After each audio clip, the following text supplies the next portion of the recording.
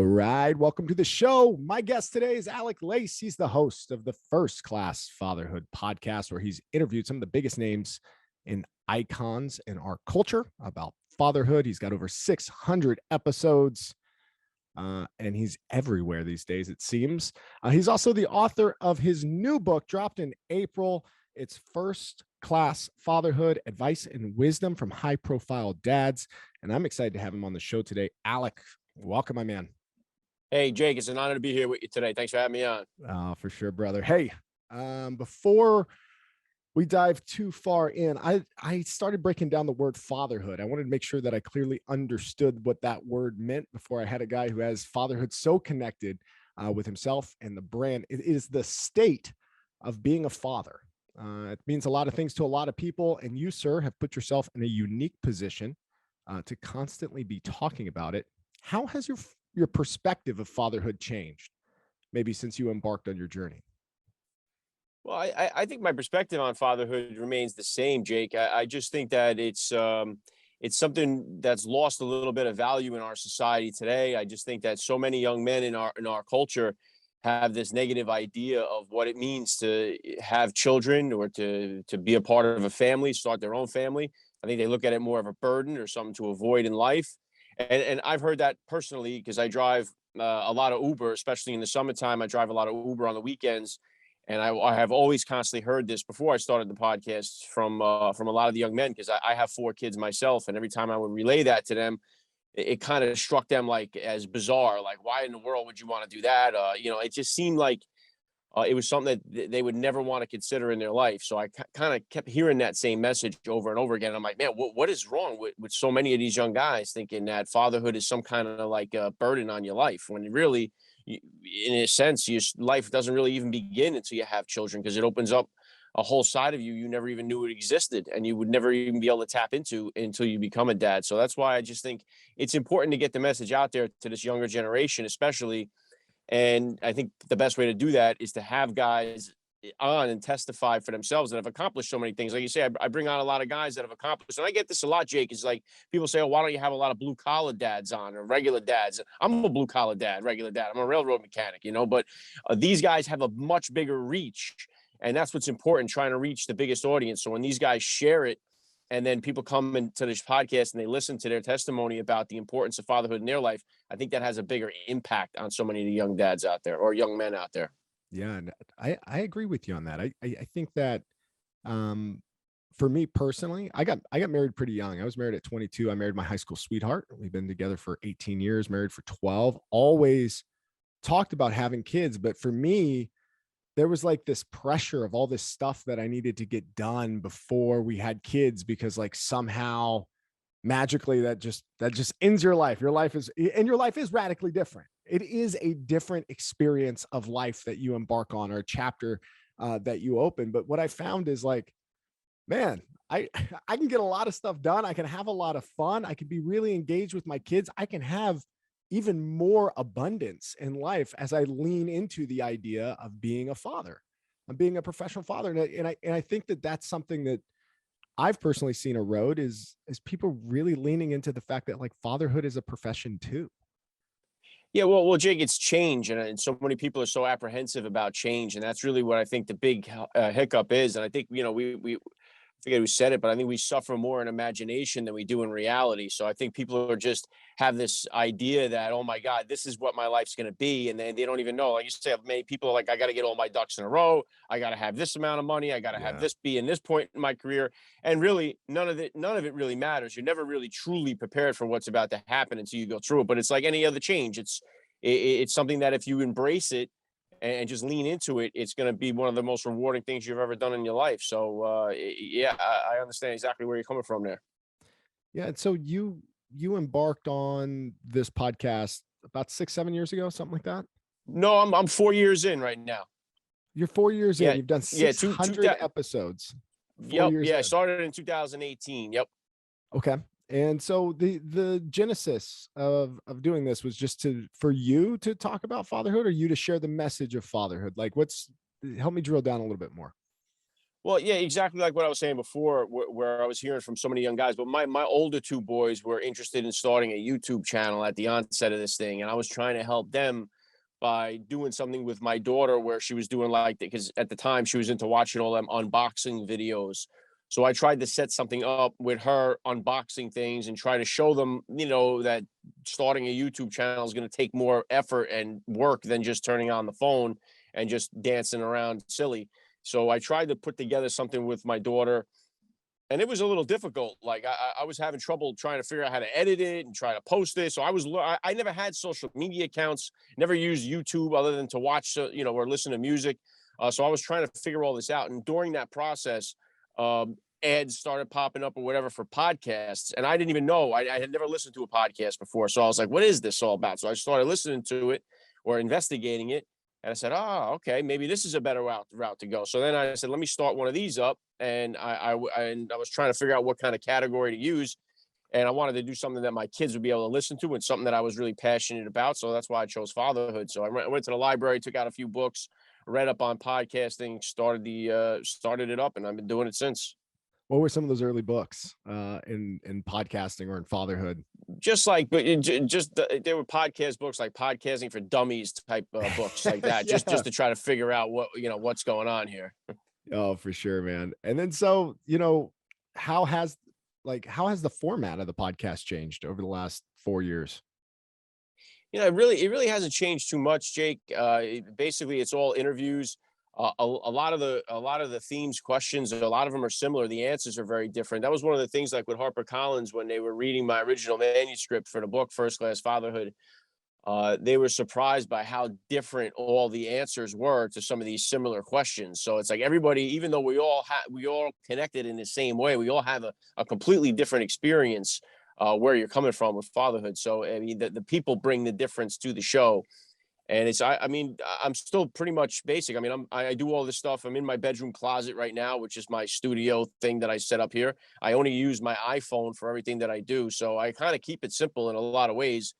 There's no real big technological changes that have happened to the show. So I mean, it's just the faces change and the stories of fatherhood change, but the format's pretty much similar to what it was at the beginning. Yeah, I love that, man. And by the way, great book. It's a great concept. And so let's peel this back. You went out or you set out to distill some advice from influential folks, high profile individuals, like you said earlier, with large reaches and perspective, right? A few folks that you had in this book, that friends of the podcast or people that I've met or gotten to know. One, Bedros Keuilian, guy changed my life through the Modern Day Night Project. I was class 001. Ryan Mitchler, friend of the show, David Meltzer, JP Donnell. Also, you've had folks like Dana White, Dakota Meyer, Drew Bledsoe, Tony Hawk, all included in this book. Take me through the process of writing it, man. Did you pull it directly from the podcast that you had with them, or did you interview them in a different way? How did this book come together? Yeah, no, Jake, most of the stuff all comes directly from the podcast. So I was trying to break it down into the best possible categories and try to pull the best advice that I could from all. I mean, that's one of the things that I've accumulated thousands of hours worth of content to go through and to find and to listen back to find, the best, nuggets of information in each category, whether it's how it changed your perspective, fatherhood, and one of the things I'm always curious about with these guys, because I haven't gone through it yet, is, how they've handled when it comes time for their kids to start dating, their social life. My oldest is 16. He's a sophomore in high school. So he's just on the onset of all that stuff where he's going to be introduced to drugs, alcohol, dating. So I love talking to the guys that have been through that, have grandkids, and kind of sort of been there, done that, made some mistakes. I think that's one of the best ways to learn is from somebody else's mistakes. I mean, we learn from our own mistakes, but if you can learn from somebody else's and save yourself that pain and suffering, I think that's beneficial. So a lot of that is in the book there as well. But just how people discipline their kids, how certain dads will go about disciplining.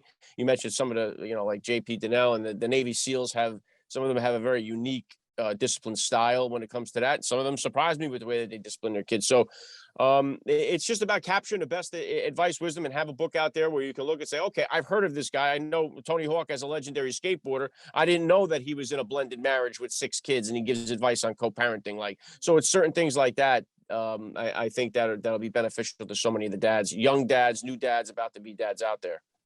Wonderful, man. And then you're kind of on a, I don't want to say like a, I've seen you on Fox News. I've seen you on a couple different like shows promoting the book and kind of talking it through. What's the last month been like since you released the book? And was it what you expected going to market with this kind of distilled advice type book? Yeah, it is kind of what I expected. We've been building up for it for about a year and a half. So, I mean, a lot of the places I've been on, like Fox News, I mean, I was interviewed on there by Pete Hegseth, who's in the book, and Brian Kilmeade, who's been on the podcast. So these guys have been on the show. I have a little bit of a somewhat of a relationship with them guys. Sean Hannity had me on his show, and Sean is in the book. He's been on the podcast as well. So some of these things are just what I expected. I've built a very big network of people in the last 4 years, which is probably one of the most valuable things I've created for myself. So I tried to, hold off on putting them to use until I needed a time like this when I had the book launch, and they came in pretty big for me at that time. So, I mean, I was relying on a lot of it. So many of the guys have been so gracious. I mean, I've been blessed to have so many of the guys share the book on their Instagram feeds and promote it in their stories on Instagram with a link to the book. So things like that have always helped the podcast grow, and are certainly helping the book get out there as well. So that's really what I've leaned on to help the podcast grow. It's the guys that come on, they have a great relationship, they love this what I'm doing, they love the message of the show, and then they're happy to share it. Because if they don't share it on their platforms, the episodes don't do nearly as well. And when they do share it, the episodes do phenomenal, and they also bring in new subscribers to the podcast as well. So that, I mean, that's the key to the growth of this whole thing. Yeah, absolutely. I think the other thing here as well is like there's let me take a step back. I wanted to say it a certain way, but I'm going to say it a different way, which is it's hard to hate on fatherhood, but it seems like I imagine that you probably still get some of the haters that show up. And has anybody come out against your book, or has anybody come out and say like, hey, this is terrible advice from a bunch of aggro dudes? Like, what are some maybe the broad brush generalizations you get? Or I know you might not pay attention to it, but I'm sure it's out there.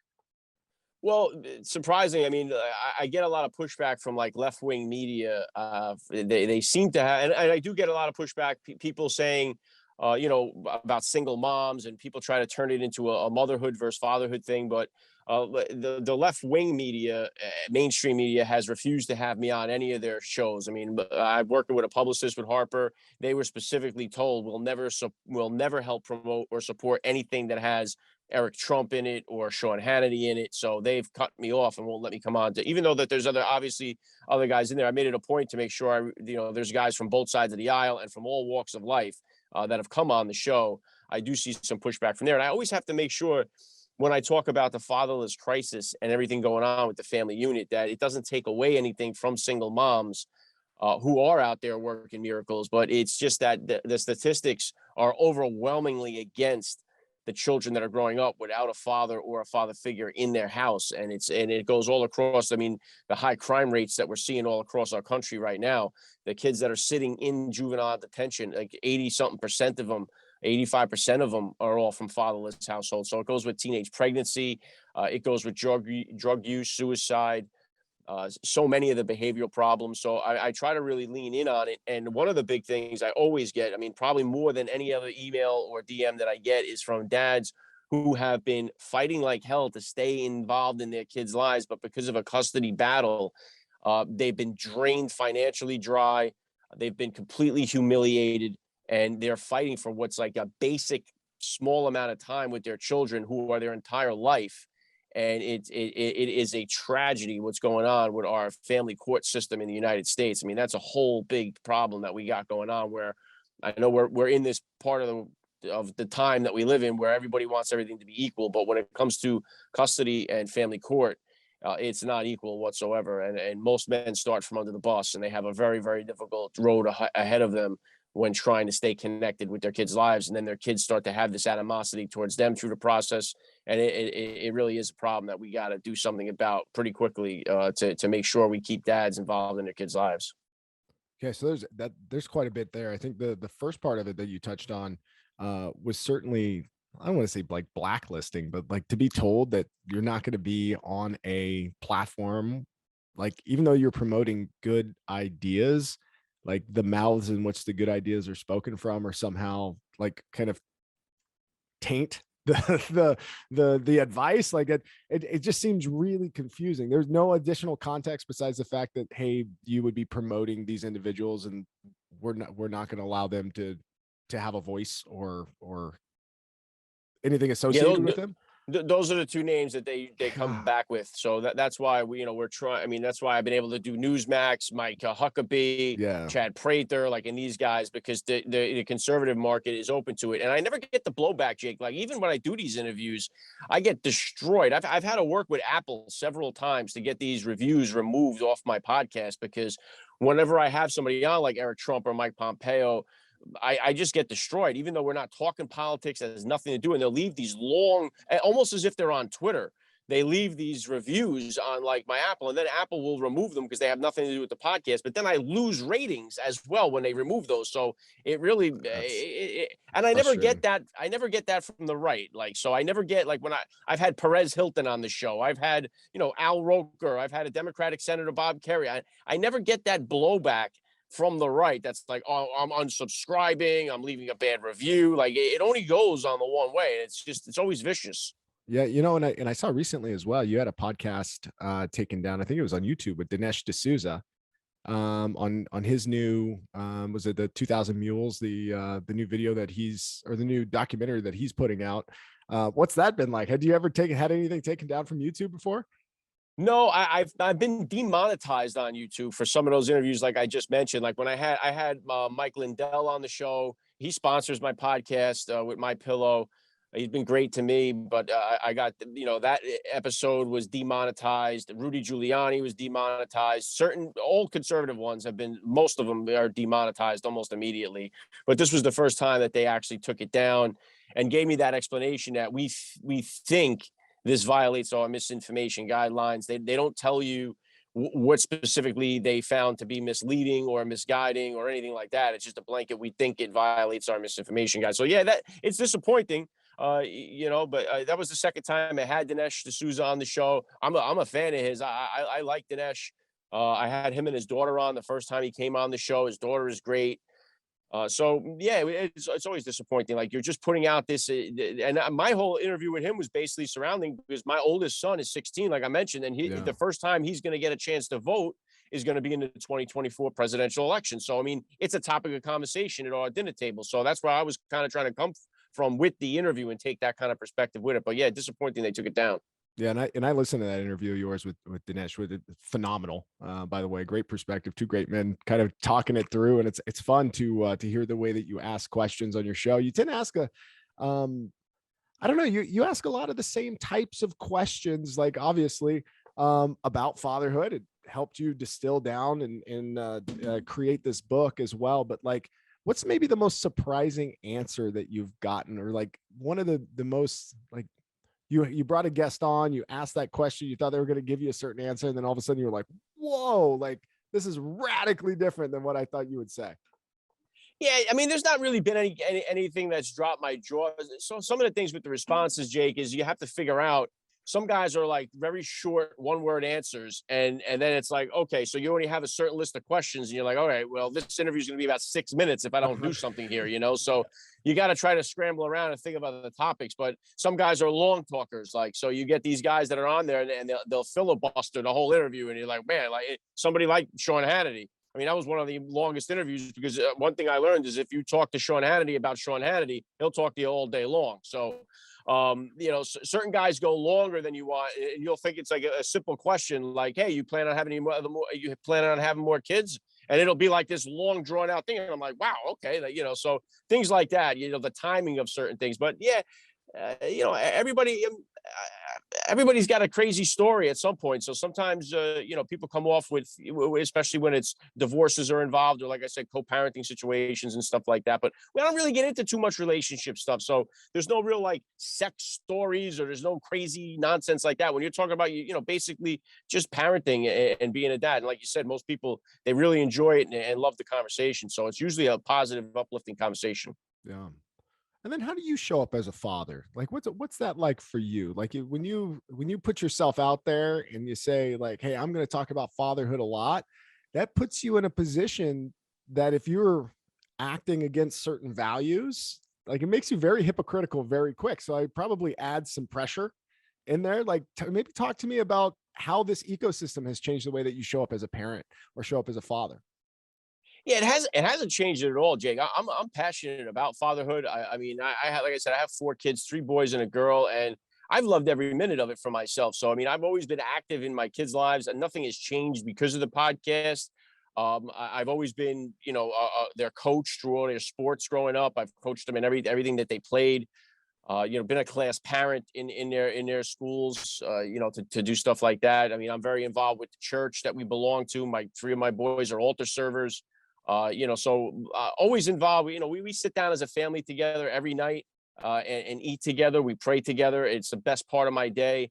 None of that has changed. That's been that way, from the jump. So just love being with the family. So, but one thing I have to make sure is like I don't claim to be, nor am I the best father that's out there. I'm a flawed guy, just like everybody else, and I'm just trying to be a better dad today than I was yesterday. And just see, I mean, I make mistakes. One thing I try to do is make sure I call myself out on them when I do that, especially when I punish the wrong kid for the wrong crime. I'll own up to it, say I'm Yeah. sorry, and I got that one wrong.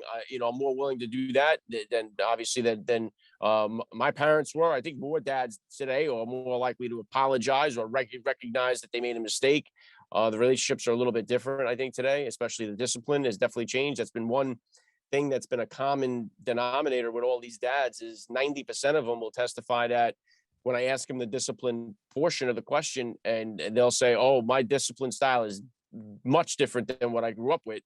And so these are guys that are highly successful that testify they grew up getting spanked or the spoon, the belt, the switch, whatever it may be.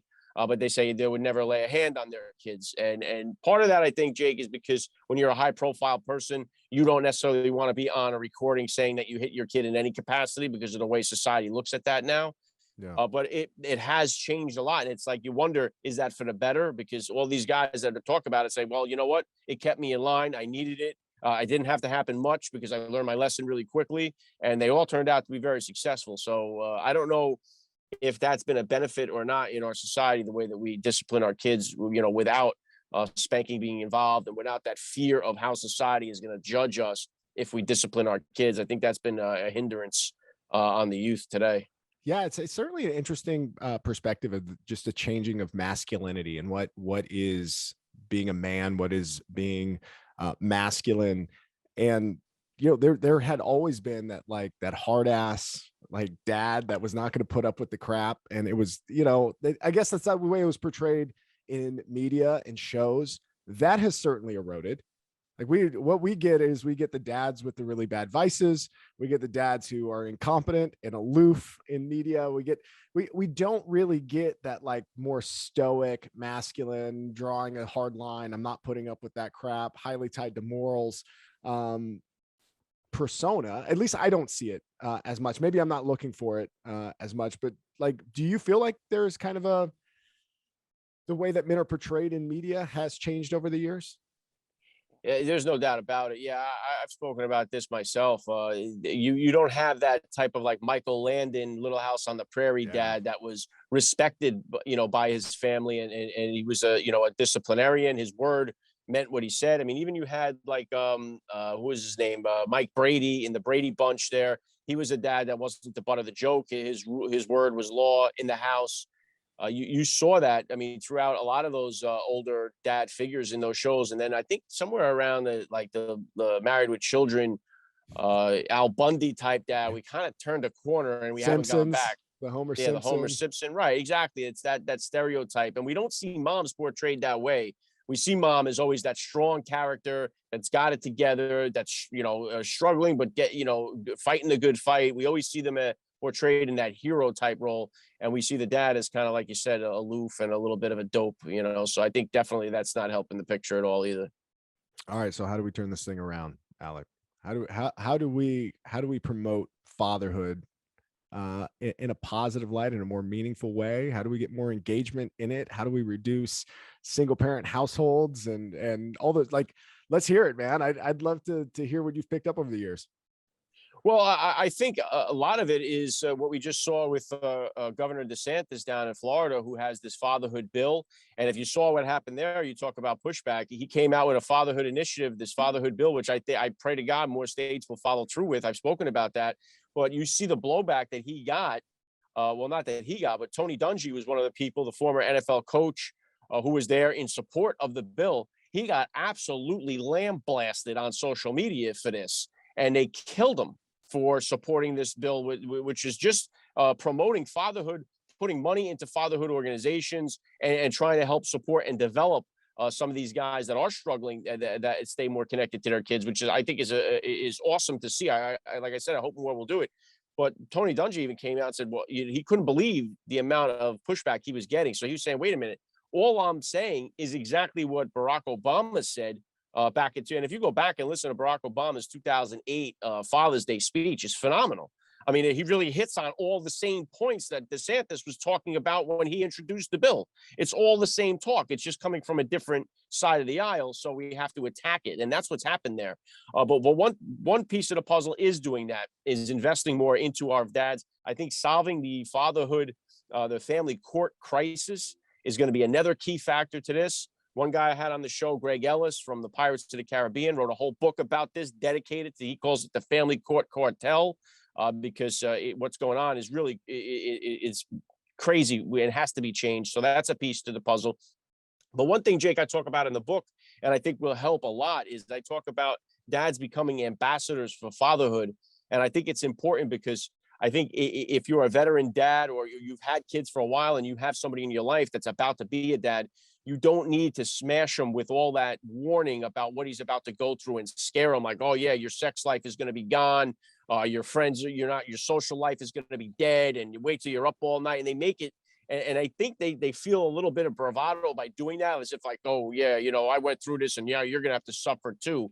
But don't do that. Like, you have to encourage the young dads, the about to be fathers. You got to turn that around and help encourage them. And small things like that are in your control to do. So you don't need some kind of legislation to be passed. You can do it just with your own friend group and in your neighborhood. You can support the young dads, the young guys that are there. And one thing too, Jake, that was very meaningful to me, that I make sure to this day that I still do, is when I had, I think it was just the two kids at the time. My first two kids are 15 months apart, and we were at a restaurant. And when you're a young dad or a young mom, and you're with your family at a restaurant, and your kids are acting up, and you're kind of like, you're already worried, I think, as a new dad, that you're doing it right. Like, am I doing this right? Are my kids behaving? And you're so judgmental of yourself and of your parenting, and your wife or your spouse too will be like that. And I remember being out, and we were like thinking, oh my God, are we interrupting everybody eating and stuff? And then this elderly couple came over after their meal and was like, I just want to let you two guys know you guys are doing a phenomenal job. Your kids are so well behaved. Wow. You guys are doing great. And I can't tell you what that meant to me at that time. Like how great I felt from hearing that from a guy, and a girl like that, elderly couple that was there. So I've made that a point in my life to do that whenever I'm out at a restaurant. I see these young parents with a kid in a high chair, or, a toddler, whatever it may be. I always make sure that I make a point to go over there and say, hey, you guys are doing a great job. Even if the kid's a little bit of a wacko, you know what I mean?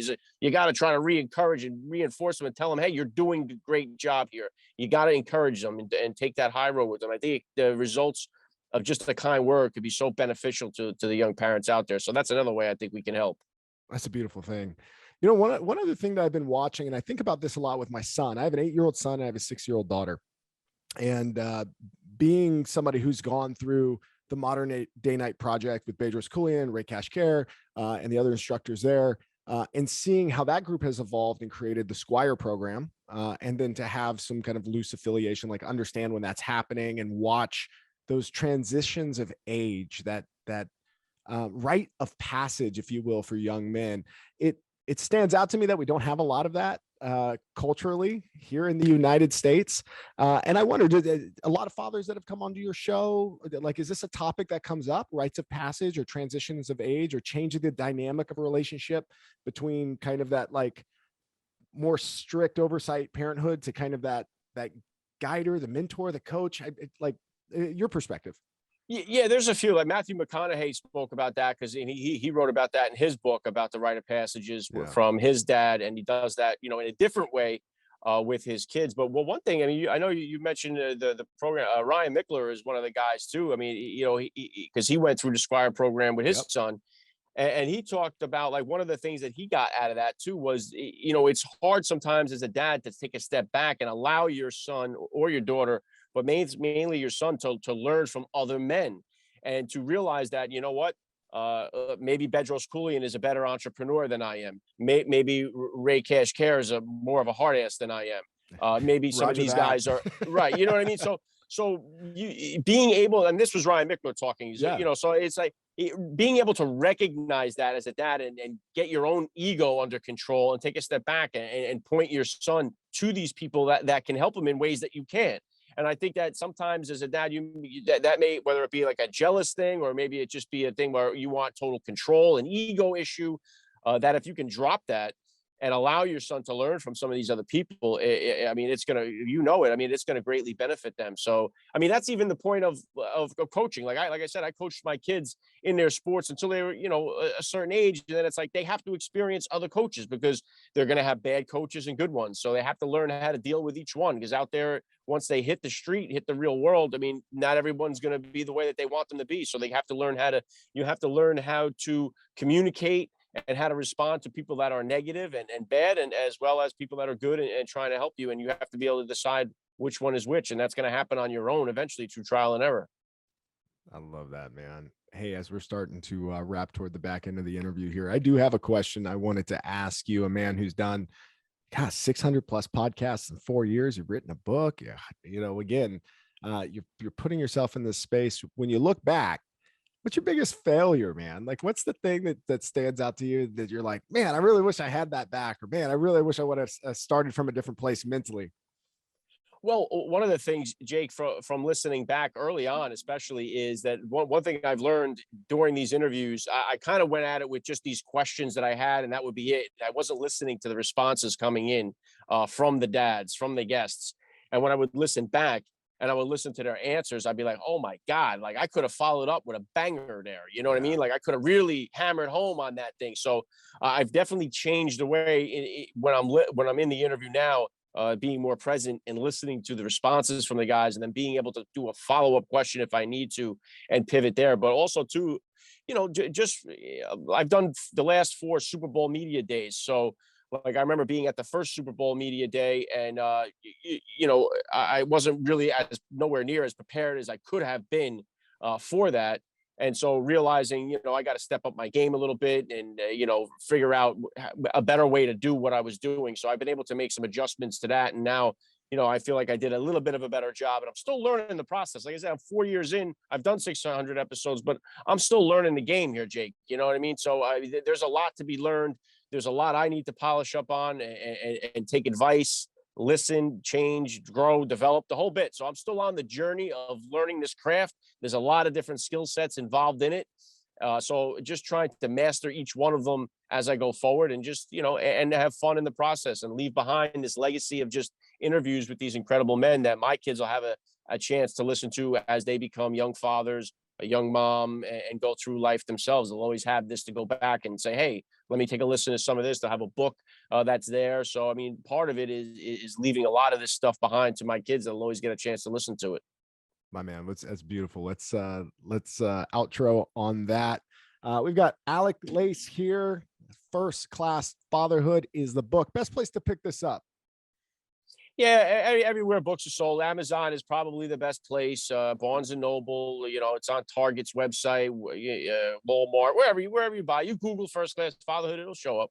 That's a beautiful thing, man. So will the podcast. If you Google a First Class Fatherhood, make sure you give Alex some time. Go out there, smash that subscribe button for this man. I certainly have done that and have been better for it. Sir, I appreciate your time, man. It's an honor. Jake, this is a pleasure. I appreciate what you do, and thank you so much for having me on, man. All right, man. Best to you today. Cheers.